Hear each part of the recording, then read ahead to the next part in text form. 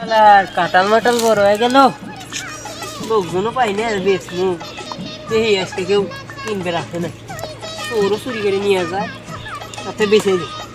শালার গাছে তো আম জাম সবই হয়েছে, কিন্তু বাজারে তো আম টামের দাম নাই। আমি চিন্তার বিষয় কি নেই কাঁঠালই কিনবো, কিন্তু এবার লোক কোনে পাই, যাক বোকা বানায় কাঁঠাল নেওয়া যায়। আচ্ছা দেখি সামনে এগিয়ে যাই তো, দেখি কেউ আছে নাকি কাঁঠাল বেচার মতো।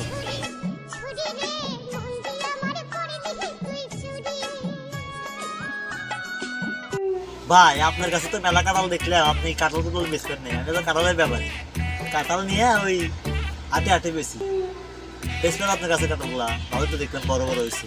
তো বেচমু বাপুরে, কিন্তু কাঁঠাল যে কিনবে কাঁঠালের রহস্য শুনে তারপরে কাঁঠাল কেনা লাগবে, কিন্তু এই কাঁঠাল কিন্তু দেশে কাঁঠাল। আচ্ছা বাপুরে শোনান আপনার কাহিনী, কাহিনী কিন্তু টাকা পয়সা লাগে না, আপনি শোনান, যদি ভালো লাগে তাহলে কিনবো, না হলে আর কিনবো না। আচ্ছা শোনান গল্প আপনার। বাপুরে কাঁঠাল তো কিনবে, এই কাঁঠাল আমার কিন্তু কাঁঠাল গাছের মেলা নাম আছে, এই কাঁঠাল গাছের নাম হলো পিসি গিলা শুটার রমিতা। কে বাপুরে এই কাঁঠালের নাম এটাকে একটু খুলে মুলে কন, আমরা একটু খোলসা করে কন, একটু আমিও বুঝি দর্শকরা বুঝুক।